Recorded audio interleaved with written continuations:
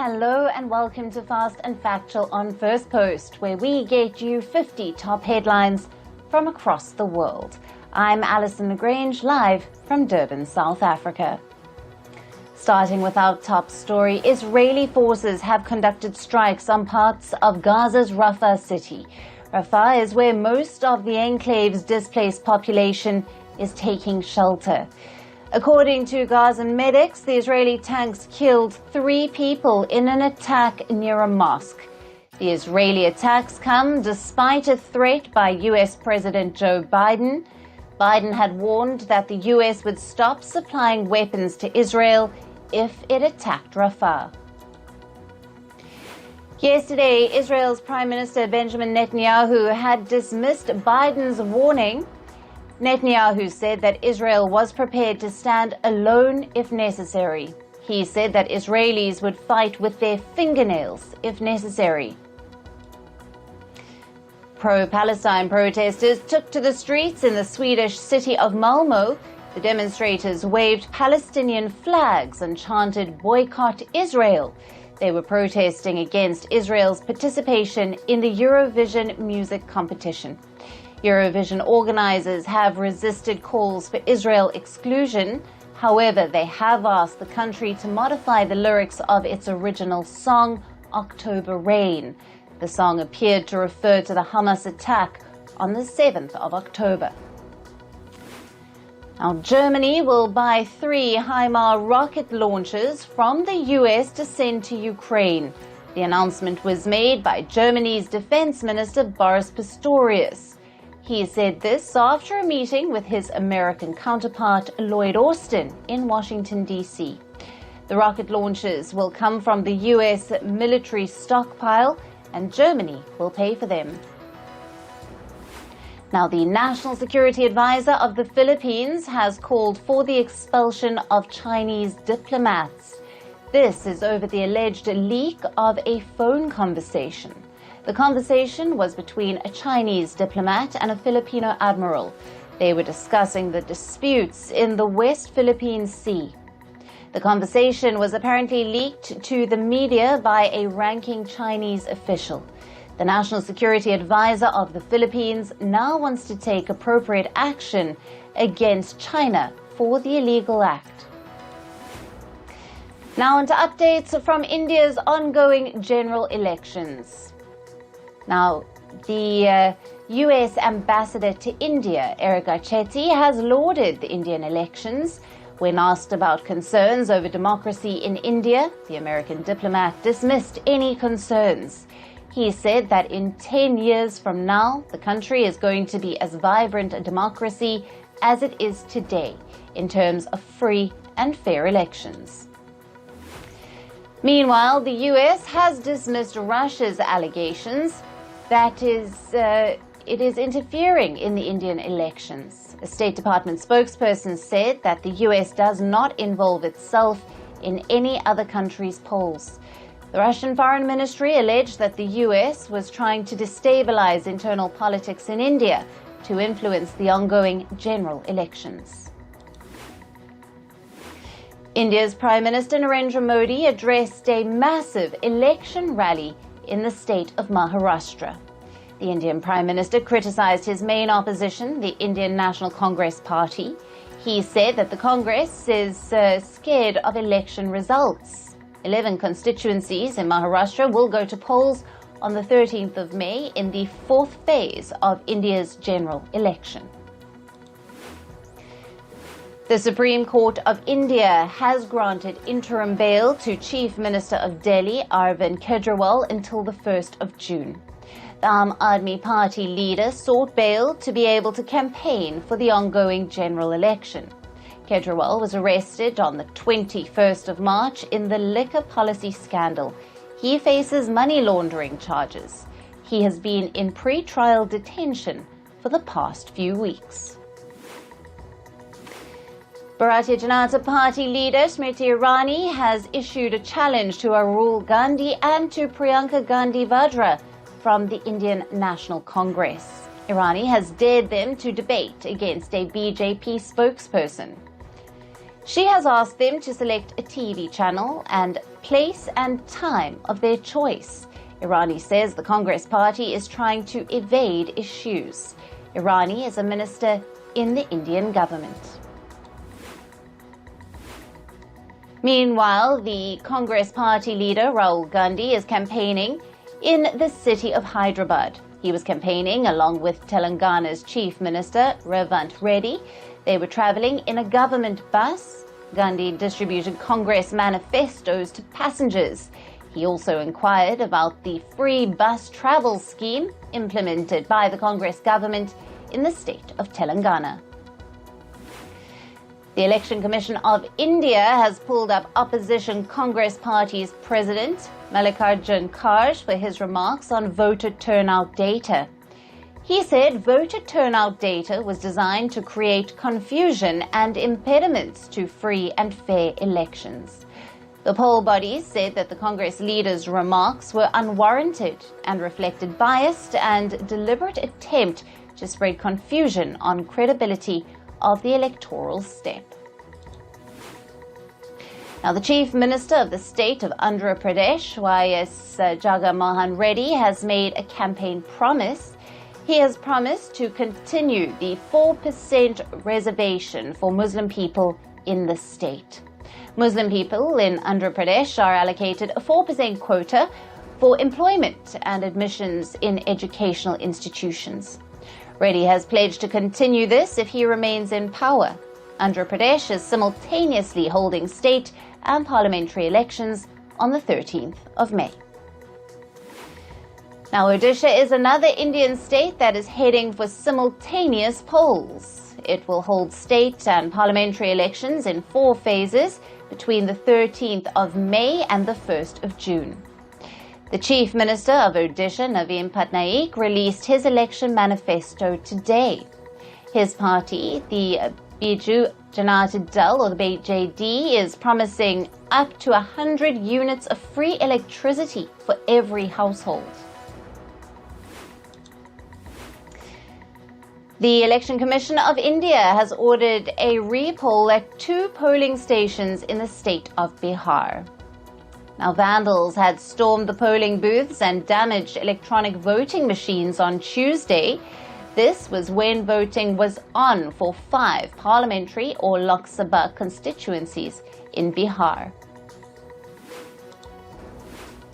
Moving to climate news now.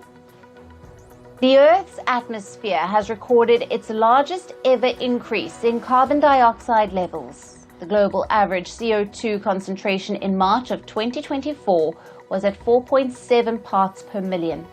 This is a record-breaking increase compared to the same period last year. Scientists say this is due to the El Niño as well as rampant increase in the amounts of greenhouse gases. Farmers in the UK are considering quitting their jobs. This comes after extreme weather has left the sector in a precarious state. The UK has been hit by at least 11 storms since last September.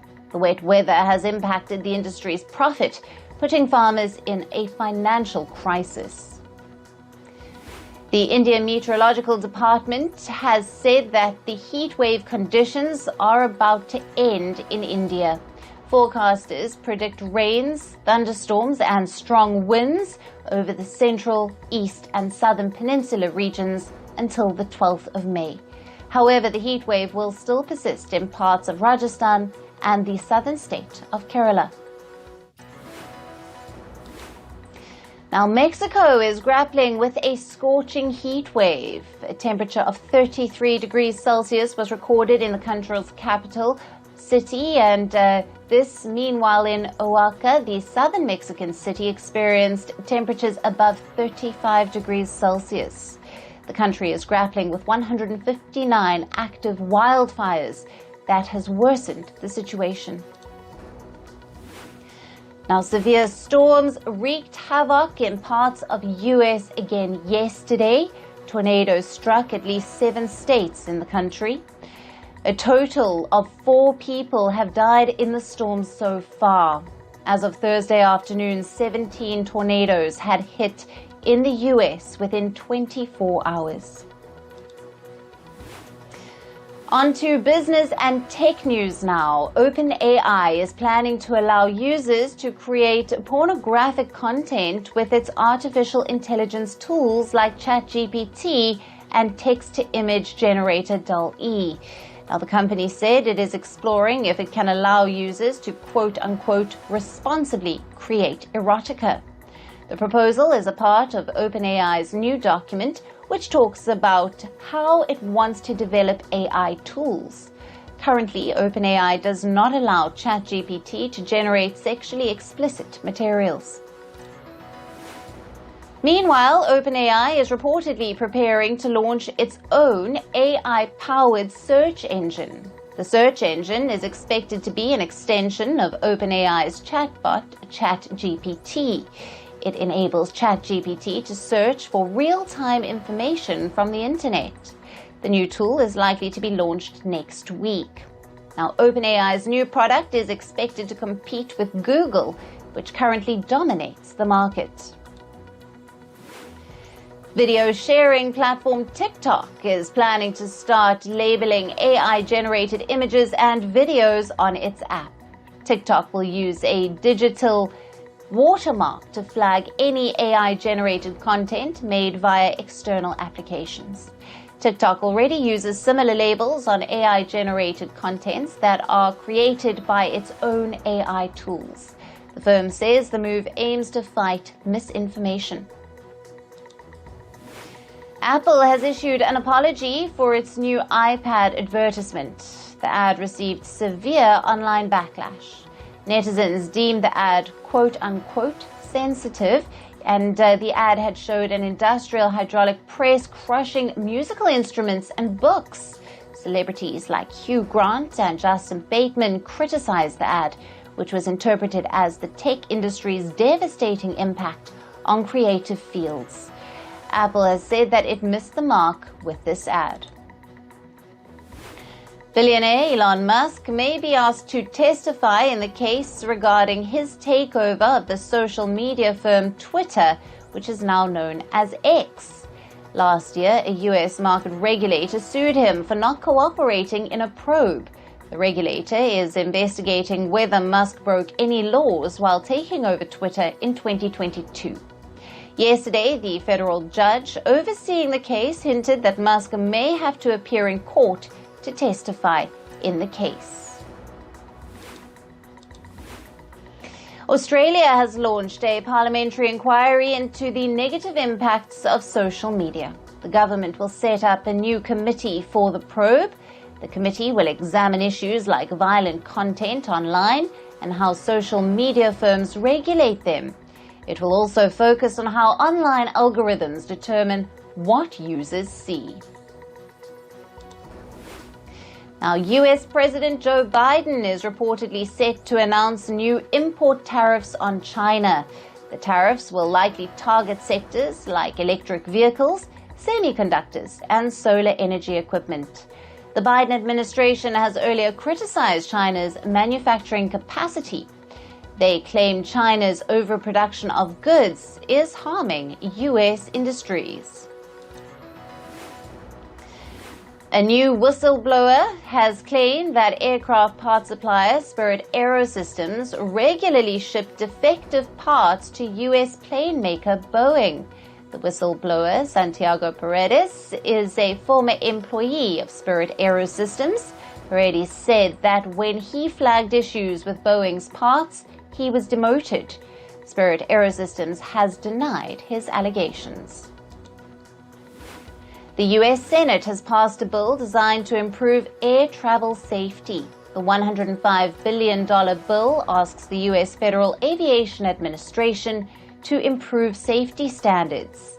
It also asks for increased staffing at the air traffic controller. This comes after the country has seen a number of aeroplane mishaps this year. Now, Air Vanuatu, the national carrier of the Pacific Island nations of Vanuatu, has suspended their operations and filed for insolvency. The airline has cancelled all its flights until Sunday, which has stranded thousands of travelers. More than 20 flights in Australia's Sydney and Brisbane, as well as in New Zealand's Auckland, have been cancelled. This comes a day after Vanuatu's government asked accounting firm EY to review the airline's finances. Moving on to sports, we start with cricket and the Indian Premier League. The Royal Challengers Bengaluru beat Punjab Kings by 60 runs yesterday. Punjab won the toss and opted to bowl first against Bengaluru. RCB set a target of 241, with star batter Virat Kohli hitting 92 runs during their innings. Punjab got off to a strong start, but rapid middle-over collapses ruined their chances. They were eventually bundled out for 181 runs.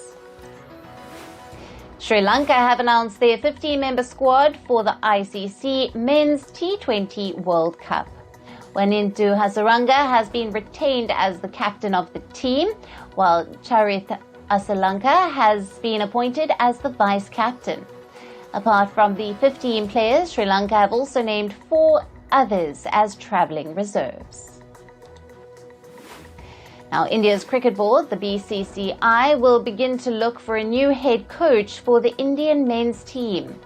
This was announced by BCCI Chairman Jay Shah. Rahul Dravid is the current coach of the men's team, but his tenure ends in June. Chairman Jay Shah has said that Dravid can reapply for the position. In football, German club Bayern Leverkusen continued their unbeaten run to enter the Europa League final. Their match against AS Roma ended in a 2-2 draw yesterday. Until the 82nd minute, Leverkusen were trailing 2-0. Later, Roma's defender Gianluca Mancini put through an own goal, and Joseph Stanisic came off the bench to score an equalizer. Since Leverkusen had a lead in the first leg, they won the match 4-2 on aggregate. Manchester United is bracing for an Arsenal test in the Premier League on the 12th of May.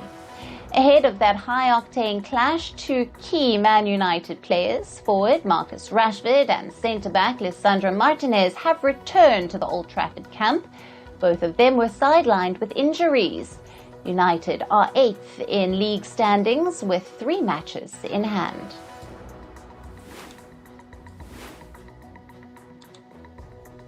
Now, football's governing body FIFA has been urged to review plans to host a 32-team club World Cup by the end of next season. Players Union, FIFPro and the World Leagues Association have threatened legal action against FIFA. They say the global football calendar is congested and players are being pushed beyond their limits. Next season, all 3 European club competitions will be expanded to 36 teams. In addition to that, a 32-team FIFA Club World Cup is scheduled from the 15th of June. In tennis now, 22-time Grand Slam champion Rafael Nadal of Spain made a winning start at the Italian Open. He knocked out Belgian qualifier Zezo Bergs in the first round. Nadal lost the opening to his opponent 4-6, but he rallied back 6-3, 6-4 to stage a comeback. Nadal's second round clash is against Hubert Hurkacz of Poland. Meanwhile, women's world number 1 Iga Swiatek has entered the 3rd round of the Italian Open. The Pole registered a 6-love, 6-2 victory over American qualifier Bernarda Pera in the round of 64. Their encounter lasted 1 hour and 17 minutes. Now, Swiatek next faces Jelena Putintseva of Kazakhstan in the round of 32. In athletics, India's Jayati Yaraja has failed to book a spot for the Paris Olympics. Now, she was competing at her outdoor season opener at the Harry Schulting Games 2024 Athletics in the Netherlands. Yaraji even won a gold at the 100-meter hurdles with a timing of 12.87 seconds, but it fell short of the Olympic cutoff of 12.77 seconds. And rounding it off with table tennis, India's Manika Batra was eliminated from the Saudi Smash tournament. Her dream run at the tournament came to an end after she lost in the quarterfinals. Batra was up against Hina Hayata of Japan. After losing the first game, the Japanese won the remaining games to secure a 4-1 win. On to some entertainment news now. Reports say Miss USA 2023 Nolia Voigt, who resigned from her title this week, was because of toxic work environment and a sexual harassment incident. She was also reportedly bullied by the people in the organization. These instances all purportedly started after she won the title in 2023. Now, Taylor Swift's Eras Tour has begun in Europe. Her first concert happened in the French capital of Paris. Swift also treated her fans with her songs from the Tortured Poets Department album. She will be performing in 18 locations across Europe. Justin Bieber and his wife, Hailey, will soon become parents. Now, the couple is expecting their first child. The soon-to-be parents shared pictures of the baby bump on social media. According to reports, Hailey is 6 months pregnant. In 2018, Justin and Hailey confirmed their long-rumored marriage on Instagram.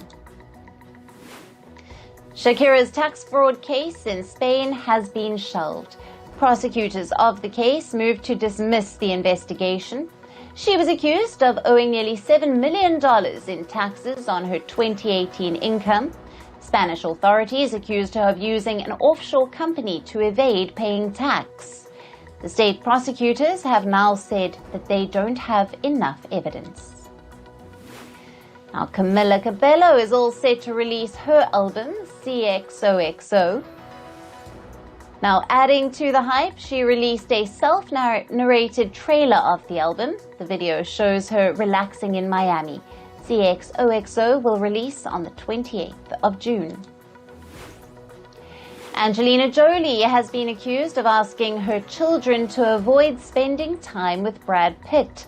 According to reports, these claims were detailed in the court. The statements were given by the former couple's bodyguard. They are in the midst of an ongoing legal battle over their French vineyard. The makers of The Bear hinted at the arrival of its third season with a teaser. The teaser shows Jeremy Allen White returning back to a kitchen. Now, the video also shows the shimmering skyline of Chicago City. The actor is seen standing still with a contemplative gaze on his face. The third season of The Bear will stream from the 27th of June. According to reports, a new batch of Lord of the Rings films are in the making. The films are in the early stage of script development. The first is tentatively titled Lord of the Rings: The Hunt for Gollum. It might release in 2026.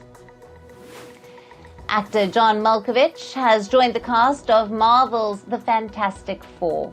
According to reports, he might be playing the role of the supervillain in the film. He will star opposite actors like Pedro Pascal, Vanessa Kirby, and Joseph Quinn. The film will release in July of next year. Now, in India, actors Vijayantimala and Chiranjeevi have been honored with the Padma Vibhushan Award. It is the second highest civilian award of the Republic of India. The actors were given the award by India's President Draupadi Murmu. The felicitation event happened in India's capital, New Delhi. And that's all on today's episode of Fast and Factual. Thank you for watching. Stay tuned to Firstpost. Good night.